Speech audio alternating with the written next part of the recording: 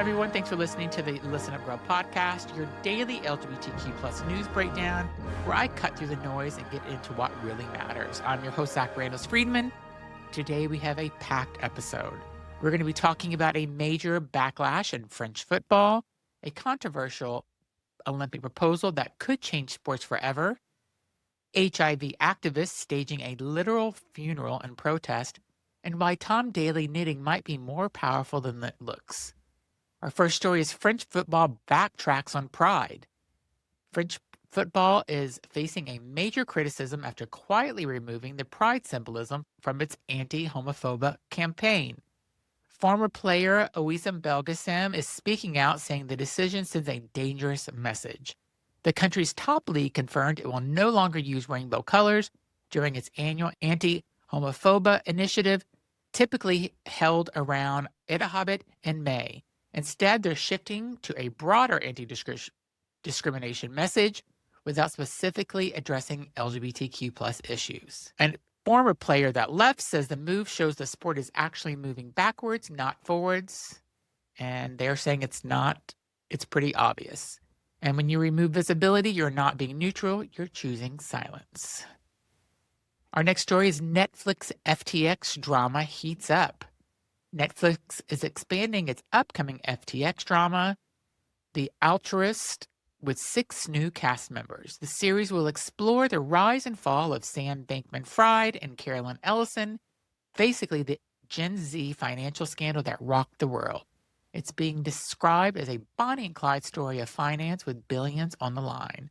Hudson Williams will play Duncan, alongside Jennifer Grey as Sarah Fisher Ellison, Terry Chin as CZ, Elizabeth Adams as Hannah, Hannah Galloway as Lucy, and William Mathpather as Dr. Leonard.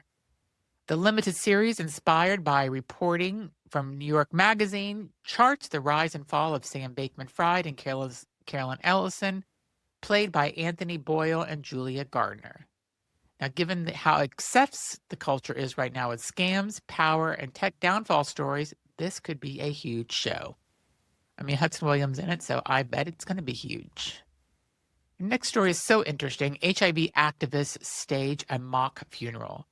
In one of the most powerful protests we've seen this year, HIV activists in the U.S. staged a mocked funeral to protest funding cuts under the convicted Orange Felons administration. At an AIDS policy event in Washington, activists, many living with HIV, delivered their own eulogies. Let that sink in. They were literally speaking as if their lives were already over to show what these cuts could actually mean. Programs from PEPFAR are on the line, and for many, this is life or death. One speaker said he felt compelled to rise again and raise his voice. That's not activism, that is survival. Tom Daley's quietly radical second act.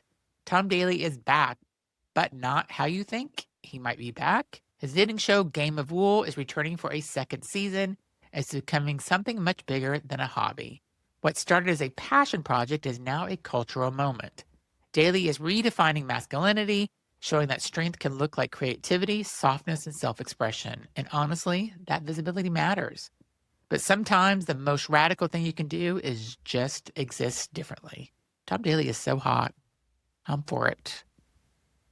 Next, Olympic testing controversy. Over 80 human rights groups are calling on the International Olympic Committee to scrap proposed rules that would introduce mandatory genetic sex testing, ban trans and intersex athletes entirely. Advocates say this could set women's sports back 30 years. And here's the bigger issue. This isn't about fairness, it's about control over who gets to exist in the sport. We're watching a global battle over identity play out on one of the biggest stages in the world. Next, trans people flee Kansas. In Kansas, over 1,700 IDs have been revoked, impacting trans residents directly. Reports say that people are leaving the state in large numbers. When the policy forces people out of homes, that's not governance, that's displacement. And for those of you who don't know what happened in Kansas, a quick recap is that Kansas has said They are not allowing people to change their gender markers. They have to use their gender markers that was on their birth certificate at birth. And they have basically canceled license or revoked licenses for anybody that is transgender. So you have 1,700 people, over 1,700 people that have lost their driver's license in the matter of a few days. It is insane that people are treated this way. Next, global protest and pride momentum. Around the world, LGBTQ plus communities are mobilizing. In India, protests erupted over a proposed law that could remove the right for trans people to self-identify. And in London, the Dyke March is returning in June, reclaiming space and visibility. That was such a huge event last year, and I'm excited to hear how it goes this year in London. And in Ireland, the TITE Film Festival is celebrating trans and non-binary storytelling this April. And this is the dual reality right now. Rights are being challenged, but resistance is growing just as fast. Now we go to New York City, where Mpox warning is getting really high. A more severe strain of Mpox has been detected in New York City. Officials say risk is currently low, but they are urging those at risk to get vaccinated. Remember that LGBTQ plus health awareness still matters, and staying informed saves lives. So for all my gay listeners that are in New York, please make sure you get vaccinated for monkeypox, because it sounds like it's back and worse than ever. And that is the news for today. If there's one theme across all this, it's that visibility, rights, and identity are still very much on the line, but so is resistance.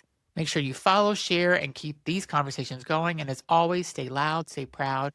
And I will see you tomorrow with more news on the Listen Up Girl podcast. Thanks for listening.